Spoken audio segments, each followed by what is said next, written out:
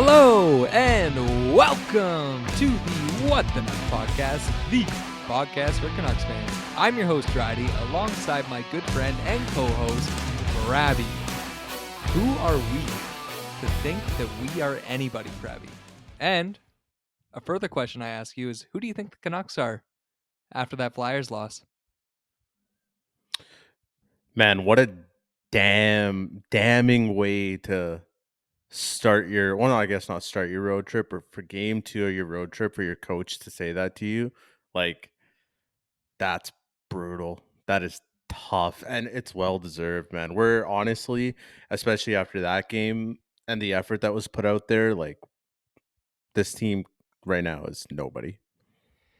That was the first game of the road trip, and to start the road trip, unfortunately, against the Flyers. um, But yeah, no, like you're right, man. That was I don't know. I feel like they took the Flyers lightly. I don't think they respected that team very much after coming off of Yeah. two huge Oilers wins. Like Yep. they got badly outshot. Like what the hell was the shots? They were 42 shots of the Flyers to 25 for Vancouver. I noticed a lot of that game that Vancouver was getting just completely like bamboozled by the Flyers give and goes. Like we looked like a sluggish and slow team that whole game against them. And yeah, it was just a bit of a disappointing showing after, seeing what this team could do against a really elite club in the Oilers. Yeah. Honestly, like, for most part of like the biggest reason of I just think the atrocious effort that they had in Philadelphia was it sucks to blame it on one or two specific guys, Yeah. but th- the realization that I had is you cannot have Tyler Myers and Noah Juleson in your decor. You can't have No. both of them. And at this point, after tonight's game against the Lightning, I don't even think you can have Tyler Myers in your decor. Like, that's No. not gonna get you anywhere. The left-handed, right-handed pairs that Talkett really likes. If he wants to keep going down that road, you're gonna have to get another right-handed defenseman in the trade because if Tyler Myers keeps continuing to play like this, Yeah. we're gonna lose every fucking game. Like, dude, he's playing Yeah. the deep hits. Like he had a game and a half against Philly on That Tuesday. might Like be he that might be sorry, go top ahead. 3 Tyler Myers games of all time, and he's had some games. He has had some games, and what What he stood out for did you? on to for Tyler Myers, or just in Yeah, general for the in club? the Philly game, like what stood out for you as far as like his game? It it was just all it looks to me, just watching how he was playing and moving around the ice and the puck battles, it looked like he woke up that morning for the first time ever, and he's like, "Oh shit, I'm 6'8", and then the rest of the day he spent trying to figure out how his body works, because that wasn't hockey what the hell he was doing. The whole game, he was getting beat with places that I couldn't even think you could get beat from. He would have there'd be a guy 10 feet away. A second later, he'd lose the puck. No pressure, no nothing. Yeah. It was hard. It was so hard to watch. Now that you're saying that, actually, that is the perfect way to describe that game. Like he just looked so clunky and like awkward in the way he was trying to make plays Mhm. with his stick and his body. Like, and he had a couple of moments. Like, I think he was on the left wall with Owen Tippett, and Owen Tippett just beat him or whatever. And he goes to put a stick there, and immediately it's a tripping call, and it was rightfully so. Yeah. But man, like everything he did yesterday. And I know he didn't mean to do this too, but another moment that just was a cherry on top for that game, where everybody was just out of sync outside of Demko, and we'll get to him soon. But Tyler Myers takes a point shot, and it hits Elias Pettersson right in the fucking shins. And I don't know if you saw the replay of Pettersson getting back to the bench, but he Yeah. just looks so disappointed and like pissed off from that. Uh, It was just a gross effort all around. I The thing about Tyler Myers is that, like, he looks like useless. Like, there's a guy coming down the like wall, and I don't even think he's gonna hit him.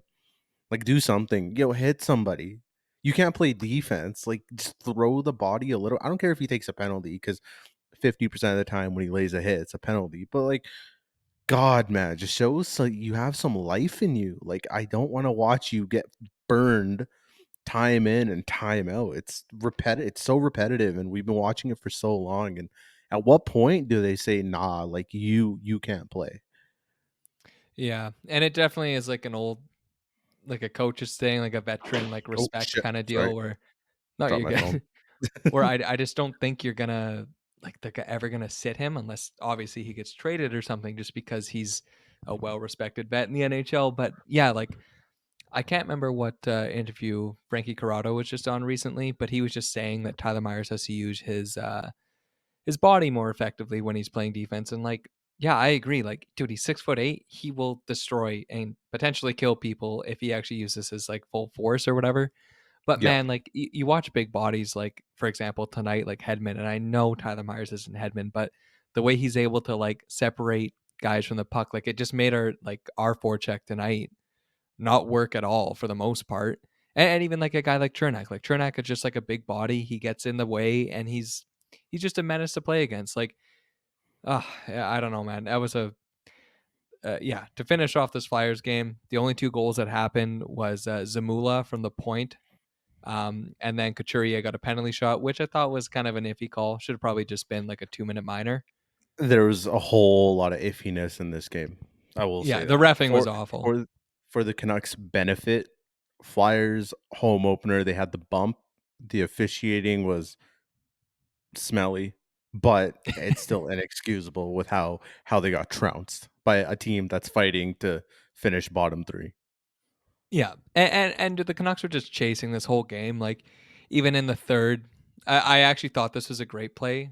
First off, the one I will say that's not a great play is Juleson goes to fight. Who did he fight for again? There, who was he sticking up for? D. Was it Di Giuseppe. Giuseppe? Yeah. That's right. Yeah, and hey, the intention was there and stuff, but the arm was up. The call was already there where we were about to go on the power play, and the offense was struggling to get pressure outside of the point shots that they were taking from the outside, which weren't Yeah. effective at all. He Yeah. goes to take this fight for a good friend in Di Giuseppe, and he gets offsetting minors, and it just kind of like put them 4-on-4 for 2 minutes, which yeah, it gives you like more space, but it takes you off of that like advantage of having a 5-on-4. Yeah. Then I I shortly, think I hold on. I think the yeah, Juleson penalty, obviously power play would have been nice, but I think we talked about it the other day. He sewered Di Giuseppe with the pass. So I think yeah, he yeah, felt that's in right. his brain that like, damn, if I literally put him in that spot to get hit right in the numbers, like, and then I don't step up for him, that's a bad look. You know how much Yeah, Rick Talker and loves those guys. 100%. And like I was saying, I'm not like it's not like the worst thing ever. Like it was just like a unfortunate thing. He was doing the right thing. He had the intention to do the right thing for sticking up for his teammate, but it just took us off the power play. And then Yeah. a few minutes later in the third, Sam Lafferty gets in a little bit of a kerfuffle there, which is it was kind of funny because like I think the puck was already going in, but he did just tap it Yeah. one more time to put it into the empty net during an offside play. Konechny sees it, and I don't know if you saw that replay, but it's a slow mo of like Konechny's eyes widening behind the net, and he's like, "Oh, you son of a bitch!" And he like starts skating over to Sam Lafferty, Yeah. and yeah, they get into it, offsetting minors, and again, this was a super smart play by Lafferty because you just took off the Flyers' potentially best scorer this year in Konechny Yeah. Yeah. for the rest of the game because they both got game misconducts. And I don't know, man. Like, yeah, the Canucks just didn't have the effort that night, and the Flyers deserved to win that one. To be fair, Carter Hart was solid. Another goalie that was extremely solid was our boy Thatcher Demko. What do you think Yeah. of his saves? I think he had that one, I think it was on Lawton, that should definitely be considered in the, saves of the year, but since he's a Canuck, I feel like it probably won't see the light of day. I don't think I saw the NHL even tweet about it. Um, Goddamn. but it's Demko, like, he did what you expect, like, everybody in Vancouver, for the most part, I know me, and I know you do, we view Demko as an elite goaltender, and Yeah. he stood on his head and the team didn't back him up. It was as honestly, I was watching the game and it's shades of Canucks past. And Yeah. I know I was dramatic in the last episode saying it's do or die on Tuesday.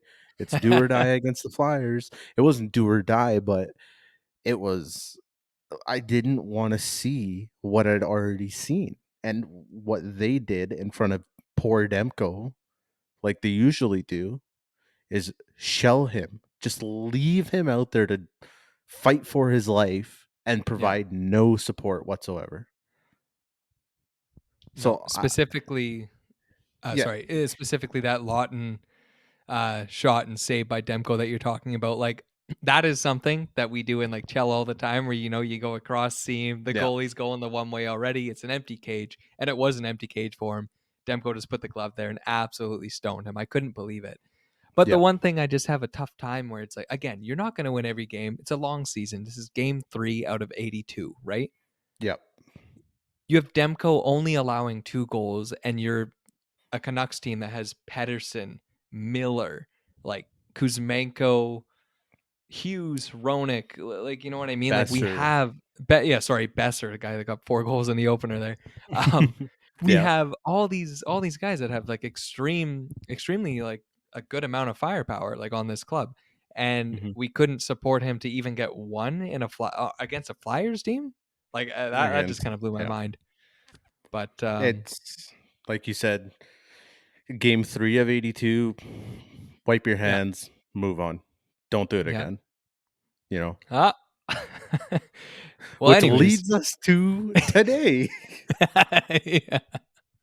Yeah, they wiped their hands and yeah, they forgot to use a paper towel or something because they fucking sucked again tonight. Um Canucks lose I by a wouldn't say score I don't of Oh, go ahead, go ahead. I was just going to Sorry. say Canucks lose by a score of 4-2 tonight or 4-3, 3. sorry, against Yeah. the Tampa Bay Lightning. And yeah, it was definitely it was a better effort after Tocchet called them out too. Mhm. Um Again, Demko was exactly the same as advertised against the Flyers. Like he was magical again tonight. Made some great 10 Beller saves. Yep. Um, the guys just they kind of showed up a little bit late again to this one. They had the game where they wanted it in the second period where they were up 2-1, and Lightning came back quick. And yeah, now we're 2-2 on the year. 2 and 2, and then they took Juleson out for Friedman. So Friedman had a pretty solid first game for the Canucks. Yeah, that But was a good showing. the other staple from tonight's game is none other than Tyler Myers. What is he Yeah. doing out there? Like I don't understand the first goal. Just he has so much time, he has so much space, and he puts it right on the tee for Nick Paul. Nick Paul takes it, gives it to Stamkos, but drives to the net because Nick Paul knows how to play hockey, gets the goal. Like, what are you doing? And then what was it? The To be four? fair, like there was a comedy of errors prior to that. Dakota Joshua was having a good kill. They went back to go to Di Giuseppe, and it missed. I believe it missed Susie. Demko tried to clear it, didn't work. This is mostly on Myers. Like Myers had so much room to clear it down the ice on this penalty kill for the Canucks, and Yep. he just literally tried to give it to Pia Suter, which Peter Suter is like surrounded by 2 Lightning players on the boards, gets Yeah. picked off, and again too before this Nick Paul goal, Demko made a miraculous save on the blocker going down to the butterfly. But yeah, like you got to get that out. That was just like a useless play. Yep. 100%. I think for all the flack he's been getting on Twitter and just all that, and he probably knows he played awful.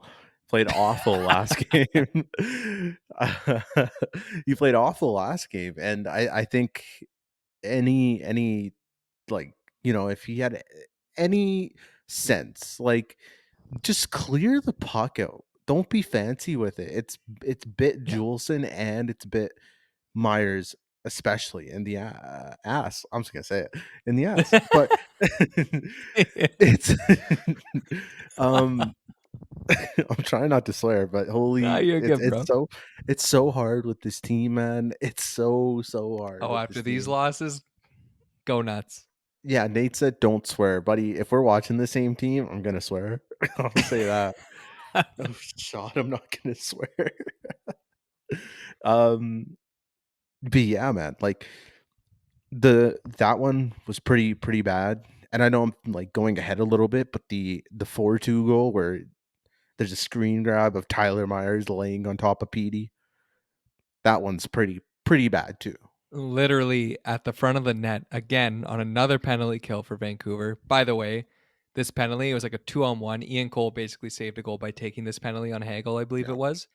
But yeah, they had the formation. Pedersen had the puck on the wall. I believe it was with two Lightning players again, and Myers takes a gamble to go up and try to help, which again, good intentions, but basically all he did was tackle Elias Pedersen to the ice, back the other way. It's literally a perfect cross seam pass for Kucherov, and he buries it. No yeah, chance for Demko on that, and that was the game winning goal. Um, yeah, all this Tyler Myers talk. He did redeem himself before that like shitty 4-2 goal by getting a goal. Absolute clap bomb from the right side. yep. And I'm not gonna lie, Bravy, every time I saw him there, like when we were in the offensive zone in the second, I'm like, oh shit, he's gonna get another goal. He's gonna do another one. I did too. I thought that Yeah. as well. Dude, Like, uh, the one thing that I do wanna say is we gotta give credit to the Lightning. When they had that 4-2 lead, they're such a championship team, man. The way they were just clogging everything, like, they were suffocating the puck. The puck would not get through up until, like, the end, but they would g you would see Vancouver would take a shot, and there's be 4 Lightning players right in front of their goaltender. yeah. Like, where's that? Where's that You from can Vancouver? you can see the difference between a club like theirs that is again championship pedigree and a team like Vancouver where, they're a little bit newer to trying to be competitive at least. And Mhm. even tonight, like it was just more of the same, like it was against the Flyers, where the Canucks would like get it into like the Lightning zone, but immediately would be out. They just didn't have a lot of sustained pressure tonight. They had moments, but most of the time it was just like an easy breakout for Tampa Bay back the other way, and then they would hem us into our zone. Yeah. Um, yeah, I'll just quickly go over the last few goals here, but yeah, second period, Besser picks up where he left off after the first game there, got his fifth goal of the year, assisted by Miller. Then again, that Tyler Myers goal to go up 2-1. Um, this is, oh yeah, and then Simon scores to tie it Yeah, up for AC them. Yeah, yeah, Yeah, sorry, that name's a little confusing. But anyways, yeah, so they tie it up, and then immediately right after that, Kucherov gets his first of the night. Then he gets his game winner early in the third on a power play goal. Canucks push late. JT Miller gets a nice goal with about a minute 20 left or whatever, and they just yeah, couldn't get it. And one thing I will say, at the end of the game, when there's about 10 seconds left, Hughes is on the boards with Pedersen. There's a little bit of a scramble, but he gets it to Pedersen, right? This is just my one critique sometimes with Pedersen, because I know he's an elite player. I know he's one of our best stars outside of Hughes and Demko, right? But there's 5, 7 seconds left there. Like, just shoot the fucking puck on the net. Like, at least try. You know what I mean? Like, get in the lane, just put it on, because they didn't even get a shot. They got a shitty shot from a sharp angle on the left wall. Like, yeah. right there, there's no time. Like, just throw it on and try. Sometimes I feel like he gets so picky with like the pass or like the shooting lane he has that he just doesn't want to shoot it. And I get it. Like, if you're selective, sometimes like he wants to get it to that spot where he can just have that like high danger chance of it going in. But like there, just get it on the net. Oh, yeah. Shoot the puck. Shoot the puck, Like, as they say. Yeah. it was happening when Bruce was here too, and Bruce called them out quite a bit. Like, shoot Multiple the times. puck. You're Yeah. down by a goal, man. The ticky tacky passing at the blue line, that's not helping anybody. It's not creating any lanes. Get the puck at the net. Yeah. Get the puck at the net and crash the net. This team, it's been going on for so long. They try to be too cute, they try to be too fancy, and it never works. Yeah. In the dying moments, it never works. I'll say that. Yeah. I again though, like it was just like more of the same from the Flyers game to this game against the Lightning tonight, where you have this club that like just overwhelms them. And like sometimes I feel like we just look slow and sluggish again, like right from the get go. Like even Yeah. today too. And especially on the road. Um in a game. Like Lafferty took like a penalty that is going to be called by like 100% of the refs in the league. Um, I thought like Daham was a little bit away from the boards, but it was enough where it looked like it was a boarding call. Mhm. And it just kind of takes us out of the game right away. They go right to the power play. We don't get a shot for the first like 5 minutes of the game. And Yeah. they got to stop doing that. Like they got to come out hot and like with a presence to like actually compete in these games because road games are tough. It's you don't get last change and Mhm. um yeah, I don't know, but like the other thing too, like with the perimeter passing and stuff and just only taking shots from the outside of the point because the Lightning and the Flyers are just faster teams than us. Like we have guys that are fast. I just sometimes you just don't see it. And tonight was one of those nights where like everybody just kind of looks sluggish outside of a couple of Hughes dashes. I agree. There my biggest takeaway right now is these last couple games, like, they're not playing good enough that like the power plays these last couple of games have just not been coming. And they're not playing good enough to get these power plays, I feel like, No, right? I agree. Yeah. It's I saw something about like Vancouver had one power play this game. I don't even know how many power plays they had last game, probably like two. Usually we're near the top of the league when it comes to power plays and stuff like that. This team's getting worked to the point of where they're not getting power plays. I do think there were some missed calls tonight for sure, Yeah. for sure. Yeah. There's But always going to be though. We can't blame it on that every night. no, 100%. But if you're only getting one power play, like that's pretty. Do you remember the one game where Vancouver got out power played by Tampa Bay 10-1? What? No. You Maybe I don't remember blocked that? that out of my memory. It was no, we won the game. We got out We power won played. that game? Yeah, we got out Awesome. power played by Tampa Bay. I think it was 10-1, and we Mhm. score and the final score was 2-1 Vancouver, and it was a game winner from Daniel Sedin. I think it was like a half clapper over the glove of like Vasilevsky or Bishop, whoever the goalie was at the time. I don't know. Yeah, I don't think it would have been Vasilevsky, but man, that would have been a good Vancouver team then at the time. It was I think, yeah, it might have been like Bishop then, but Yeah. fuck. Still Oh though, shit. yeah, I was just gonna say the Flyers game we had 3 power plays, but one was like offsetting. So really, yeah, we kind of just only had two. And yeah, tonight, like, yeah, there was some missed calls. Like I honestly I was complaining to the TV, yelling at my TV a couple of times where like Hughes went around the net and it looked like he just got like that slash that like every ref calls now, even if like the stick is like around like the hands area. Mhm. Which I mean, they gave one to the Lightning like early on in this game. I was like, "Where's ours there?" One thing that sucked too is on our only power play. They had good zone time and everything, and like they rang it around the boards. Goes off the ref's skate, and then the Lightning Oh, just cleared it it wasn't down even like the three ref, times. it was the linesman. Or linesman, sorry, that's right. Yeah, same thing. What the fuck? No, no, no, but what's the linesman doing up there?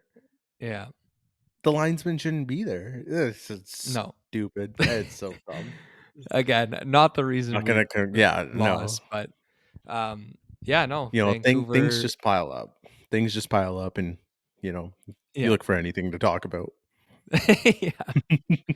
Yeah, no. Yeah, unfortunate. Vancouver lost again. They're now 2-2, 0-2 on this road trip. Um, on Saturday, hockey night in Oh, and Canada. Yup. oh, and Ba-da-ba-da. 3. Oh, wait, no, we beat the Oilers. See, I'm so used to us losing on the road that I thought we were 0 and 3. Oh, I'm so sorry. No, you're right. The Oh, 1 second and 2. game was against the Flyers. Yeah, we're 1-2 on the road. Sorry. Yeah. Yeah.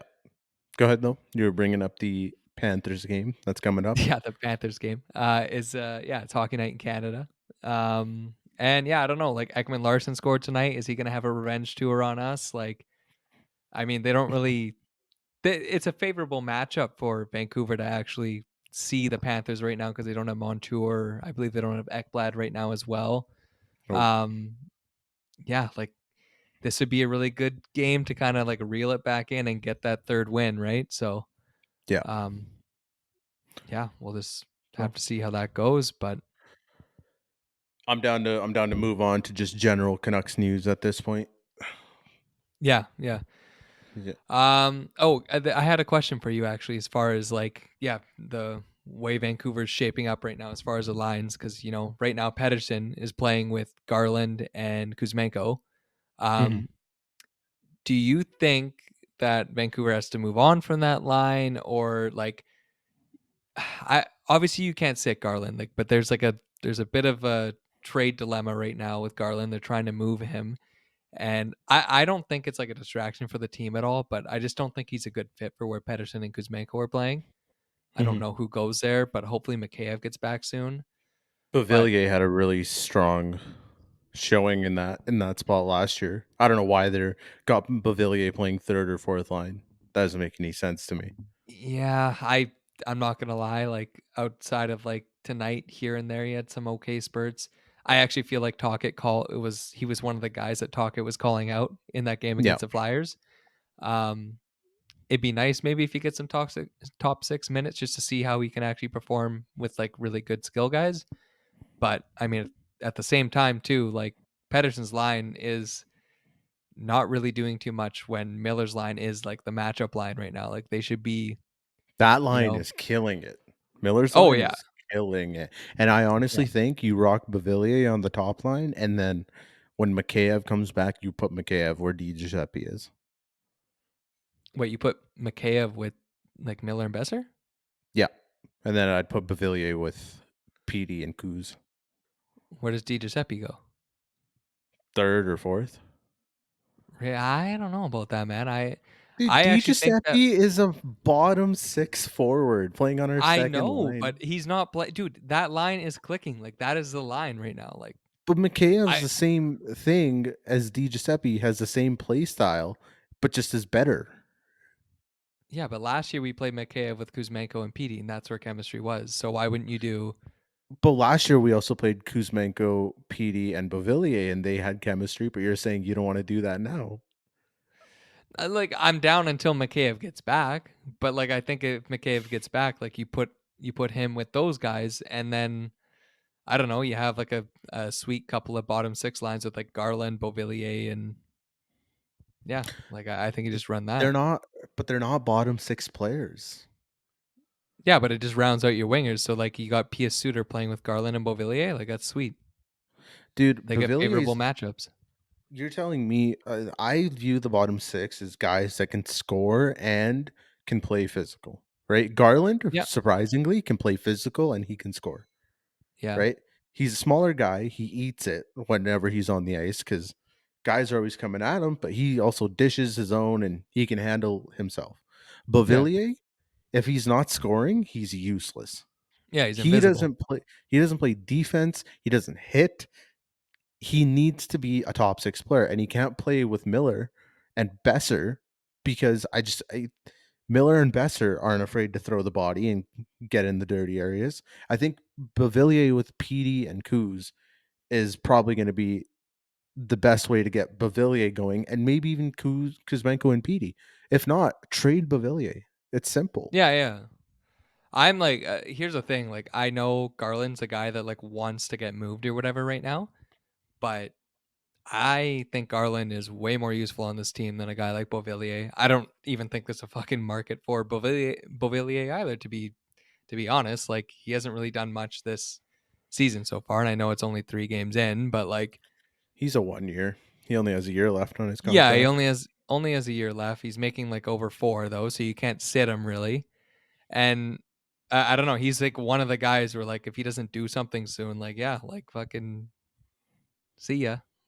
Yeah, Like maybe I agree. maybe get a couple of healthy scratches in there. Like I don't know. And I also think too. Like I think Kuzmenko will get going. He's been a little quiet outside of that first opening game where he got a goal, or the second game, sorry, against the Oilers. Mhm. Um, but yeah, there's a couple of questions up front right now as like far as like how it should be shaped. Again, I do think Garland is better service for Vancouver on like a third line or something right now, just because I think he'd fit really well with Suter, and I believe it was him, Suter and Beauvillier that had good chemistry at the start of preseason. Was it not? I think so. Yeah, Yeah. I think so. Um.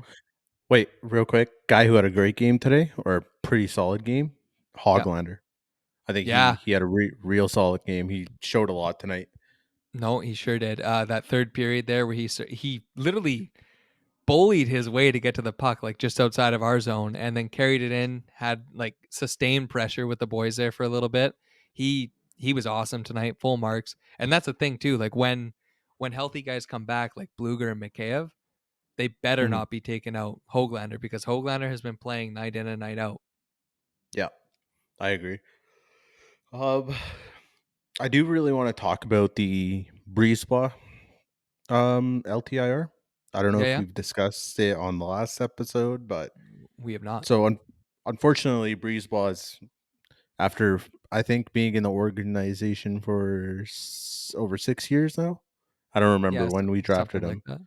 that. Yeah. He finally cracks opening night roster. He's makes the team, and now I'm pretty sure I read it was something to do with a concussion. I'm not 100% confident that that's the reason, but he's going on LTIR, and there's no timetable for when he's back. So that's unfortunate. I was honestly looking forward to seeing him in the show. Like he would put up way better numbers than what Jules and Tyler Myers are bringing to the table right now. But Yeah, geez, he's also yeah, it like just when sucks he for the guy. yeah, that is really unfortunate. He's also one of those guys too, like yeah, like he has a little bit of sandpaper to his game. Like he's a big body, lays the hits here and there, and like I don't know, yeah, he's out of all the tweeners that we have, and I don't think like I don't know if Breezeball would be an everyday NHL defenseman, but to fill in here Mhm. and there, he is like a good stopgap. Number 7, Um, he could do that. yeah, Like a number 7 defenseman just comes in when your team needs a spark or a little change yeah. up or some guy goes down. But yeah, I don't really know. That's another huge question actually for this team right now. Like I don't know what is a good like what's the competition for the defenseman right now? Because Tyler Myers will probably not be coming out. If he does, I would be absolutely shocked. yeah, Friedman just took Julesen's spot. I don't really think there's anybody coming up barring an injury. Like this is the defense we have right now, hmm and that's how we're going to be playing it. And I love this is the thing. I love Hughes and Roenick pairing. I think that like obviously that's our best pairing. They have such good like offensive plays. Like whenever they're out there together, I'm like, okay, cool. We can like breathe a little bit. We're not going to be hemmed into our own zone. And as soon as those pairings are off the or that pairing's off the ice, it's troubles for Vancouver. yeah, yeah. So I think Susie had a pretty good game today. Yeah, yeah. He's Susie did play he's good. Yeah, yeah, he's one of those. I'm not too worried when he's on the ice. Ian Cole sometimes gives me a little scare he's here and also there. paired with Myers. Yeah, so I don't blame Ian Cole whatsoever. I'll say that. But um, yeah, it's what we got, and I'm content with it for now. Well, would you want Roenick and Hughes to be like split up maybe so it kind of balances things out a bit? Because Oh, I like here's the hate thing, the I Hughes don't. Veronic pairing. You hate it? I hate it. Why? I think you can. Those are two guys that elevate the players that they play with to a degree that nobody else on the decor can. And I think the Yeah. fact that you're playing both of them together is really just pointless because Hughes isn't going to make Heronic that much better, and Heronic's not going to make Hughes that much better. The way I Hughes is like going to no, but the way Hughes is going to get much better is if he has a defensive defenseman playing alongside of him. And Heronic's not a defense. You have a puck mover and an offensive defenseman. Maybe two yeah. for Heronic. But I think Like you're go ahead, go ahead. I agree with that statement. I do think it's nice to have like a pairing like that for them right now just because this is the best D partner Hughes has probably ever played with as far as like compatibility and moving the puck out. Mhm. I really think it gives us a shot like when we're pushing for offense obviously and maybe No, like when we're pushing for offense, I'm more than okay with Hughes and Heronic. yeah, But yeah. if you're gonna roll out Hughes and Heronic, and then the next defenseman you're gonna roll out is Tyler Myers and Ian Cole, Mhm. you don't deserve to win hockey games. That's awful. That is so bad. Wouldn't you rather have Hughes and Heronic playing a combined 40 minutes a night rather than a combined like I don't know how I'm trying to say this. You know, like you have Hughes and Hronik on the ice for 40 minutes out of the 60. Wouldn't you rather have that? Hughes or Hronik on the ice for 40 minutes out of the 60 rather than Hughes and Hronik on the ice for 20 minutes out of the 60. Do you see what I'm saying? Yeah, no, I do see what you're saying. Yeah, yeah, and like I don't know, I've had this question too because I do agree. Like it would definitely, like the Oilers too. Like unless they're pushing for offense, that's the only time that they have Draisaitl and McDavid together. Outside of that, they are on their own separate lines. Maybe it will be better defensively for us to split them up. Mhm. I so wish, just as a Canucks fan, that we didn't have to even think about that, and the defense is just as good as what it is. But it's just not like that. Mhm. The other thing I was gonna say too that I didn't mention in these two games is I don't know why, like, and it's not just defense too; it's offense as well. This team is having like these old, like bad habits, like creep back up into the game. I don't know why they can't get it out of their own zone sometimes. Like No, I no other yeah. team has this many troubles or this many problems like getting it out of their own zone. Like Tampa was like 1 and 2 quick passes and they were out. Like they didn't really get hemmed in all Yep. too that much. Like why? It's so I can't even talk about this. It just frustrates me so much. But like, why do we have the Canucks like how long they've been out there like graphic every game? We shouldn't see that every Oh, game. You know what I mean? they That have means that that we're a bad locked and team. loaded. They have Yeah, that locked and loaded ready to go each time because they know what's I gonna know. happen once a game. Yeah. No, it's embarrassing, man. Like again, for like the talent that's on this team, and I've already named it before, but like they should not be getting hemmed in as much as they do, and it happens a lot. And tonight it happened multiple times. Yeah. Um, God, I I know I've think been. Sorry, go ahead. y no, I think we still have quite a few more things to talk about, so we should, do you have Yeah, any yeah, yeah. final thoughts on their play so far? Overall, like I would say last 3 games, like they've been getting dominated. Like they won the one against the Oilers, Flyers one that got dominated and lost, and the Lightning one tonight. Yeah, there was a better effort for sure, but still, the Lightning won because they were the better team tonight. Mhm, Um, One positive thing I will say on like a player I've actually really liked is Pia Suter.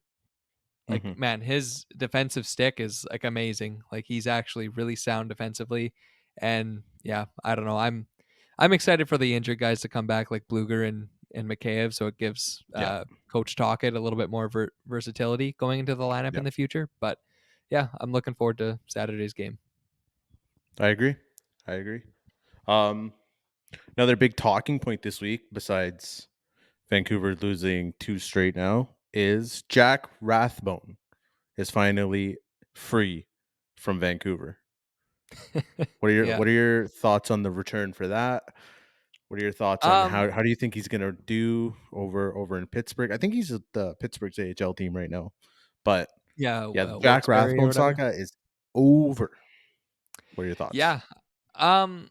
Okay. So first off, like the trade, they immediately like just shadow banned Plastic. Like he just went on waivers Yep. for like termination of contract right Yeah. away.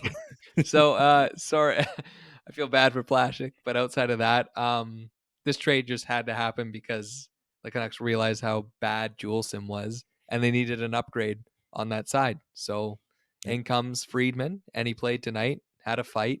I thought he looked pretty good. Mhm. Um, or as good as he can be. He was better than Juleson, which the bar was pretty low for that, so he's all right there. He's way better than Juleson. Yeah. Yeah, no. So I think it's like a trade that the Canucks needed to do. Also, uh, for personal reasons, just for like Jack Rathbone, I'm super happy for him. He's been trying to crack this roster forever, and I mean, he hasn't really actually deserved to get a roster spot. Like I thought in the early No. years when people were advocating for him, like yeah, maybe, but man, that like if he can't crack this defensive roster here, like that's kind of that says something about his game more so than it says about the Canucks defensive problems, right? Because if he Yeah. was, maybe they don't want two puck movers like Hughes and him together or something, but yeah, he just was never able to crack the lineup. Unfortunately, he's a really good AHLer, great Yeah. AHLer, but Great. yeah, Great. best Yep. of luck to him in Pittsburgh. Yep. So it was Ty Glover, and Mark Friedman for Jack Rathbone and Carol Plosick. Obviously, like Jardy said, Plosick getting his contract terminated with the Penguins. Don't know much about the Glover guy, but like you're saying, Mark Friedman, like he was needed, man. Especially Yeah. after the way the Flyers game went. The trade I'm pretty sure was made before the game, which is pretty funny. Yeah, it Um, was. Yeah. but yeah, he's an upgrade. Upgrade over Juleson could be an upgrade over Myers if Myers ever does leave this decor, but solid trade all around. And hopefully Jack Rathbone, I do hope he like can piece it together in Pittsburgh and figure it out. The Hmm. odds of that happening is slim. Like you said, if he can't figure it out in Vancouver, where we're constantly struggling for a defenseman, maybe he's not that good. But Yeah. all the best. Um, Go ahead. Oh, I wasn't gonna say. Yeah, I was Oh, waiting I for thought the you next went. topic there.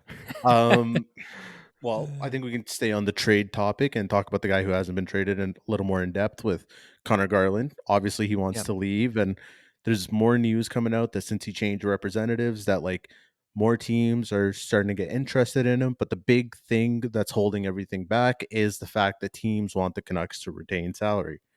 Hmm. Do you think Vancouver should go down that route of retaining salary, or do you just hope he has a good year and maybe you can ship him later on without having to No, take any money back? and that's the whole reason I don't want to trade Garland. Like this is the thing. It's a tough situation because maybe it makes a locker room like a little like, oh shit, like this guy doesn't want to be here anymore, right? And maybe it's like bad for the team morale and stuff. And it shouldn't be affecting everybody. They're professionals at the end of the day. Um, but to retain salary on Garland is just such a joke, man, for that trade that we made a couple of years ago to get rid of Beagle, Roussel, and Louis Erickson. Like it's just like the trade's already one of the worst in like franchise history. I don't want to retain on Garland because it's just stupid. Like you should not be doing that. Again, trade someone else like if you're able to, but Yep. don't retain salary on him. He's still a good 5v5 like performer, can get points that way. And I still think he makes a difference on the ice for the Canucks. I think Hmm. he's in the wrong role right now in the top six with Pedersen and Kuzmenko. But yeah, I don't retain on him. Like they're actually one more thing too to like go a little bit more in depth with. The reason they want to retain is because they're going to be retaining like um I believe how much was it again? Was it 3 mil? You said For for Garland. Like how much do they want to retain? Like teams usually want him to retain like 1.9 million or 900,000. It all depends on the team. yeah, yeah. But like the amount the Canucks want to do is like free up enough cap space to get Ethan Oh, Bear back into the fold, right? yeah. And like I can see why they'd want to do that because I think defense is more of a worry than the offense is on this team. Hmm. So if they do go down that route for it, like I guess I'm okay with that because Ethan Bear's a really good defenseman and like at least a Hmm. sound one for this decor. It would vastly improve our defenseman. Um, but I just don't know if that trade off is worth it for Garland. So what do you No. think? I'm to the point of where I think you need to move him more than anything. I think like you said it's probably not affecting the team, but I think the longer this thing stays around the locker room, the worse it's gonna get. He doesn't want to be here. Don't keep him here. Yeah, Figure out a way to get rid of him. Obviously, you want the cap space to sign Ethan Bear, but from what I can see, the teams currently interested are the Jets, the Preds, and the Blue Jackets. yeah, And yeah. each of That's right. them, the Preds aren't going to part with Dante Fabro. I think that would be Vancouver's main asking point. Um, the Blue Jackets though are interesting because of Andrew Peak, and Minus seems 41 last year. it's the Columbus Blue Jackets last year. Yeah, just wanted to put that little tidbit in there. Dude, Jacob Slavin would have been a minus 35 on that team. That team was The bad. Um, yeah, and the Jets, and I think the Jets are honestly quite the interesting one. You know, if I'm Vancouver and I'm sitting there and I'm looking at the Jets, and the Jets want a forward, yeah, I'm I'm not opposed to the idea, and this is my hypothetical Connor Garland trade, and you might not agree with it, right? But this is something that I wouldn't hate. Connor Garland for Nate Schmidt, $1 million retained. Does he want to come back here? I would say probably a new management, new everything. Like you I know, don't know, man. I like it. I would love to have Nate Schmidt back here, man. Oh my dude, god. he I I mean, go ahead. I don't know. I don't think he like when he was here. Obviously, the team was not very good. Some would say It was a bad. toxic Someone would. culture all around. Like Yeah, everything yeah, around the team was toxic. It's the vibe here is different from when he was originally here. He was here during the Canadian division. Like there was nothing good about the team during that time period. From yeah. management to the fans to ownership to the actual product that was on the ice, there was nothing good about that team. Dude, Paul Stasny literally convinced him to go live in Winnipeg and play in Winnipeg, saying they had something going there, and they Yeah, don't and have it didn't. anything going there better than we did. So, No, I um, know. So, yeah, but I don't know. Connor Connor Garland for Nate Schmidt. Would you make that trade? Nate Schmidt, $1 million retained. Right now, 100%, yes, I would. Like that's just a no brainer. Especially to I didn't like mention this during my spiel about Garland, but we have these forwards coming back in McCabe and Bluger, and that means like there's like Garland opens up a spot. It also gives an opportunity for like some of our like younger guys like Hoglander to keep their spot, which I think is like well deserved. Personally, I know Connor Garland scored the opening goal for our season this year. Mhm. Hoglander's played a hell of a lot better this year. Like I do really think he deserves a spot on this team right now. And yeah, like I think having Nate Schmidt would improve our overall team over Garland. But again, I don't know about the retention thing. It just Do you irks want to me a hear a little bit. fun tidbit? No, Nate I Schmidt's would the love one to. where that's getting retained. Oh, I see. Okay, sorry, my bad. I Yeah, missed that. Nate Schmidt was a healthy scratch today for the Winnipeg Jets. Oh, really? Yeah, Wait, how old is Nate Schmidt? Is he in like his like he's in his 30s now for sure. 31, 31 or 32.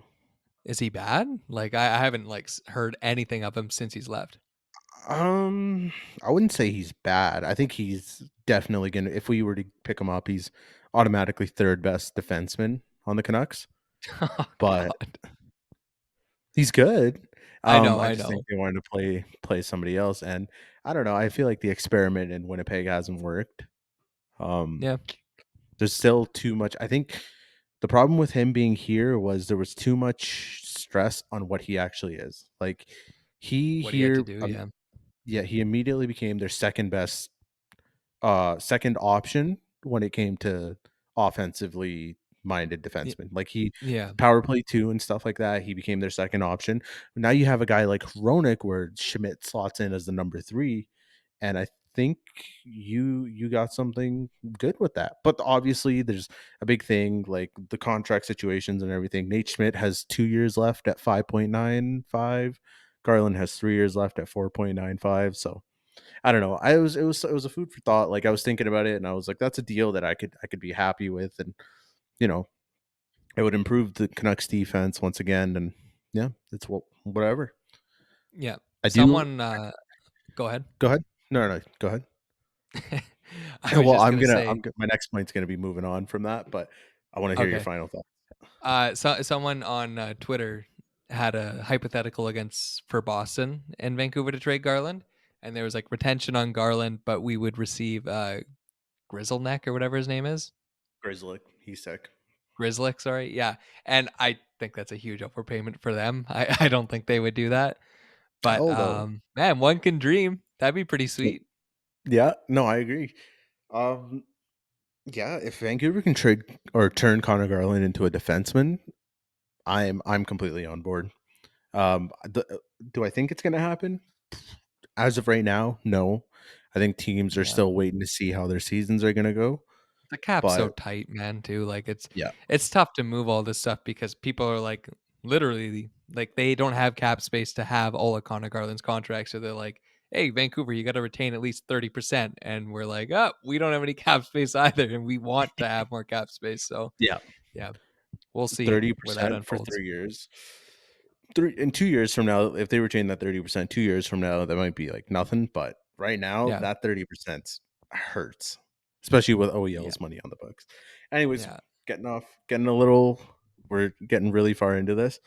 Speaking of offensively minded defensemen, such as Nate Schmidt, I want to turn our attention to, I'm going to butcher it, Hunter Bruskovitz. Hey, that was I good. think that's how you say it. The dude is going crazy in the OHL right now. Yeah, he's leading all OHL players in points, right? He's tied for first. Or And I tied for, actually but he's have a some, defenseman. yeah, I have some stats for you here. So currently There you go. he has 8 games played, 4 goals, 12 assists. He has God three damn. straight games with 3+ points going off. He's tied for first in OHL scoring, only defenseman out of the three. And he's currently tied for second in the CHL for points per game. Wow. He, as a defenseman, Yeah. I think only the Dub currently has a higher points per game, or not points per game. I think who is it?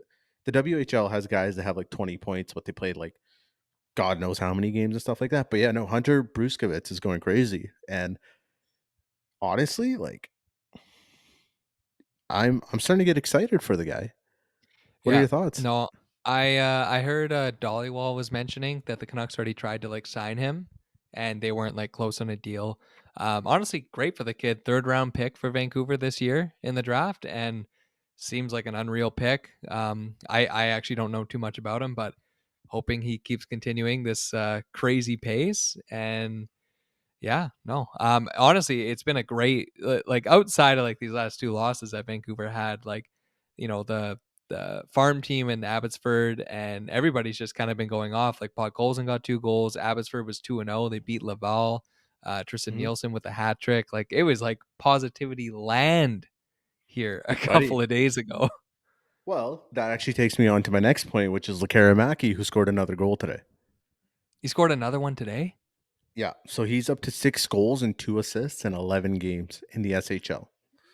So minus the last couple days, like you're saying, with the Canucks losing and everything, outside of the main club, there's a lot of positive news. Willander got Yeah. his first goal and he got his first assist, and I think Aiden Celebrini got his first point and everything like that. The thing that I'm starting to take away, especially with like Bruskovitz and Lekaramaki, because Lekaramaki, I don't know, like if you're watching his the highlights of his goals and points and everything, his shot is NHL ready without a doubt. Oh, yeah, 100%. That's the thing. I think every goal I've seen him with, he's at like the left dot and he just lets it rip. And every time, man, like that thing is a pure snipe. Like I haven't seen him score a bad goal yet.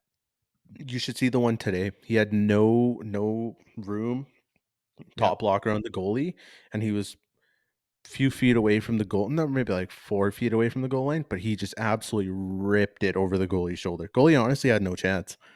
And Yeah. he's looks like he's becoming that pure sniper that the team drafted a couple years ago, and it's honestly nice to see, especially after all the doubt that was placed on him last year.